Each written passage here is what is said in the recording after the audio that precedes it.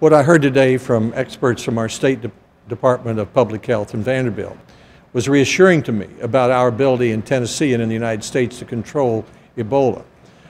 What's still alarming to me is the estimates by the Centers for Disease Control that in 3 West African countries there may be 1.5 million infections by January if it's not controlled, and this is disease for which there is now no vaccine readily available, no cure readily available, and half the people die.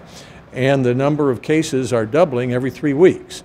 So that's why we have to have an urgent response to Ebola in West Africa that I think needs to be commensurate with our concern about ISIS in the Middle East. We have new antibody treatments that are very similar to the ZMapp that you've read about. The ZMapp was made in mice and was engineered, and we've made human antibodies from human survivors. So they're the next generation drug, and we have them, but they're not ready for use because they have not been scaled up.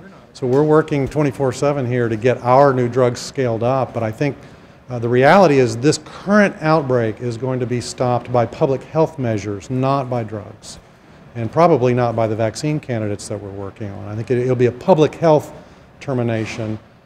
We need to develop the vaccines and antibodies, but the current outbreak most likely will be curtailed by public health measures.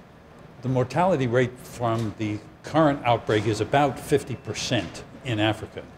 But the important thing to note is that 50% of people, even in Africa, survive this infection. If we could provide, as we're now trying to do in West Africa, more supportive care, I think we can move the needle and improve survival in Africa.